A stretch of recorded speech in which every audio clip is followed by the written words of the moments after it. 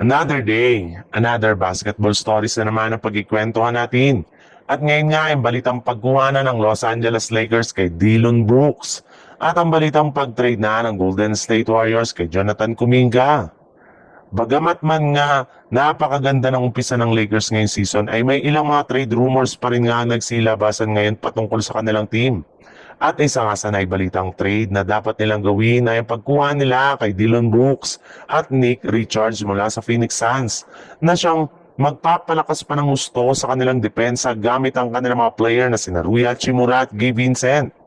At base pa nga sa kalalabas pa lang na balita ng isang NBA analyst, susubukan na nga daw ng Lakers na kausapin ng front office ng Suns bago ang trade deadline at kapag nagkaroon nga sila ng magandang negosasyon, ay hindi malabo na maisakatuparan nila ang ganitong klaseng trade.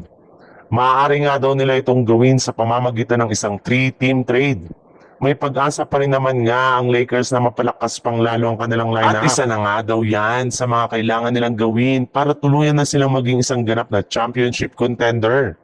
Yes, tama nga po ang inyong narinig.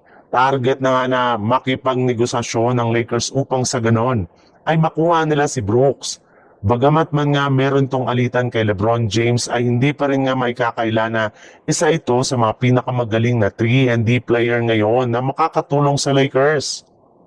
Sa ibang balita naman, matapos nga ang nakakayang pagkatalo kahapon ng Golden State Warriors sa kanilang game laban sa OKC, ay marami na nga nang nambabatikos ngayon sa kanilang team na hindi nila pagpapalaro sa kanilang mga key players na sina Stephen Curry, Draymond Green at Jimmy Butler. Bukod rin dyan, hindi na rin naman nga naiwasan pa ng ilang mga reporter na tanungin kung bakit nga na hindi pinagpapaglaro ni Coach Steve Kerr ang kanilang batang player na si Kuminga.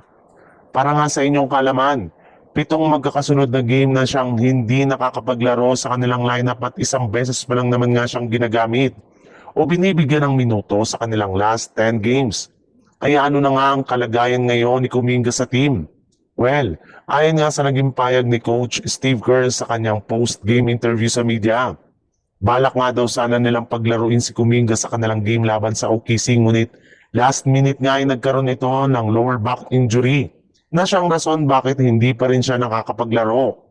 Pero ayon nga sa ilang mga analyst, palusot lang naman nga daw ito ng Warriors upang sa ganon ay hindi ang kanilang plano na i-trade na ito sa darating na January 15 kapag pinayagan na nila siya na ipamigay sa ibang koponan. Ayaw rin naman nga nila na maapektuhan ang momentum ng team ang issue nila kay Kuminga kaya medyo tahimik nga sila ngayong gumagalaw.